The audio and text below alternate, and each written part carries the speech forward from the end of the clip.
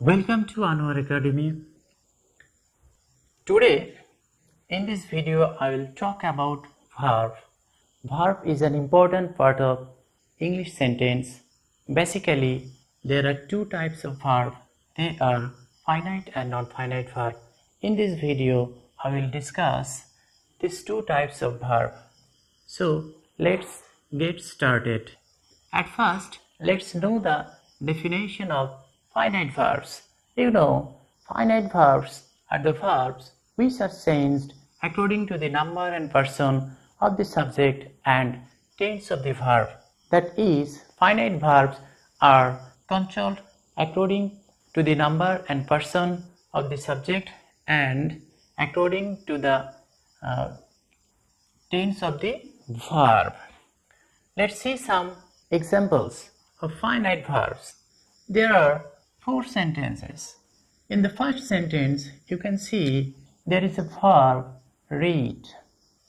S is added with the verb read because here in this sentence the subject is third person singular number and it indicates the present indefinite tense. As the subject is third person singular number, that's why S is added with the verb read. That's why this verb is called finite verb. This verb is changed according to number and person of the subject he. That's why read is called finite verb in this sentence. Let's see the next sentence. In the next sentence you can see there is a verb bought which is the past form of buy. Here the past form of the verb bought is used here to indicate the verb in the past tense. That means in the past indefinite tense. This is also changed according to the tense of the sentence.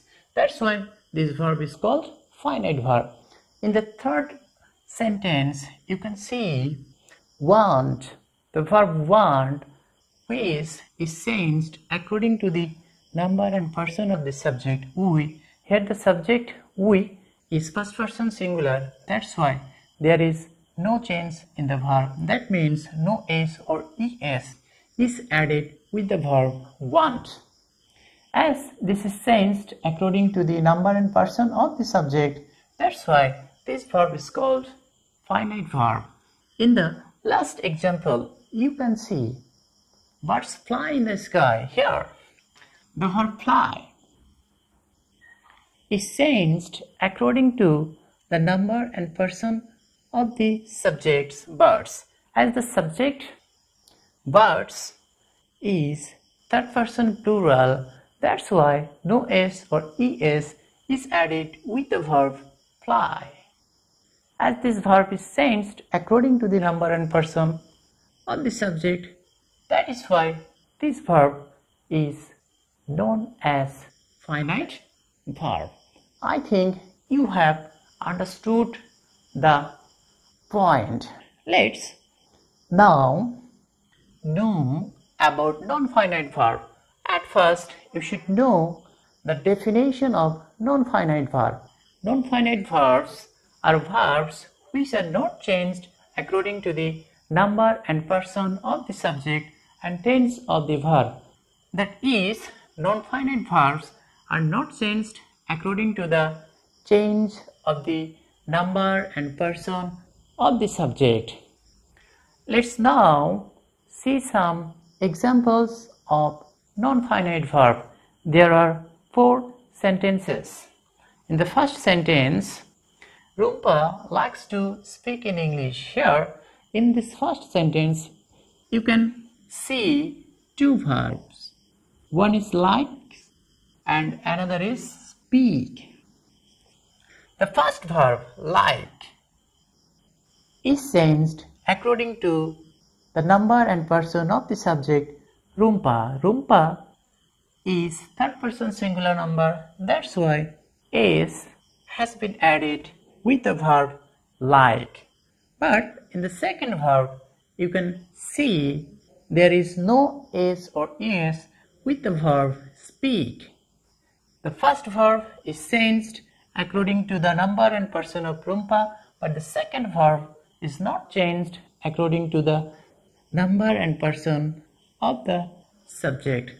This verb is changed according to the number and person, and it is not changed according to the number and person of the subject. That's why this verb is called non-finite verb. In the second example, you can see the past form of the verb. So,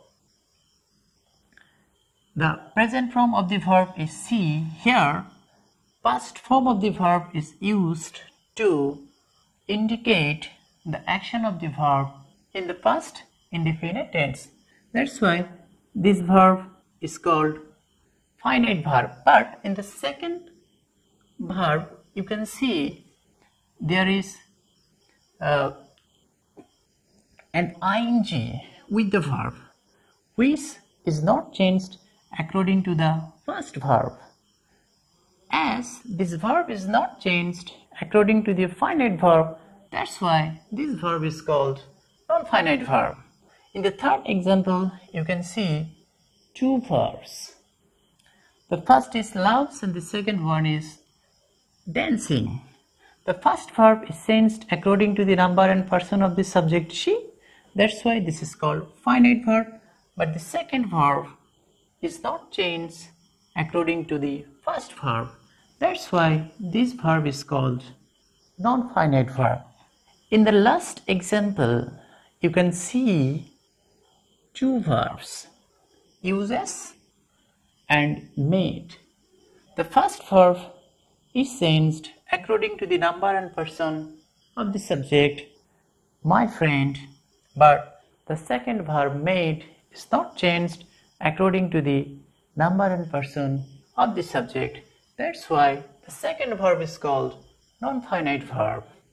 I think you have got some idea about finite and non-finite verb, and you will now easily be able to differentiate these two types of verb. Now let's know the classifications of non-finite verb.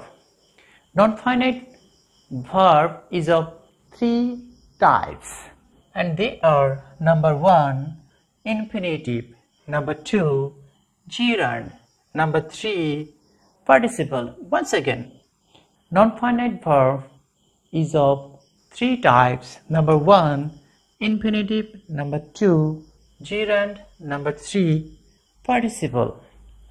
I think, dear learners, you have understood the point.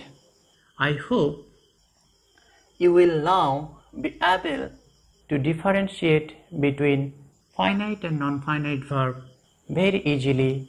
To have a more clear conception about finite and non-finite verb, you must watch the video again and again.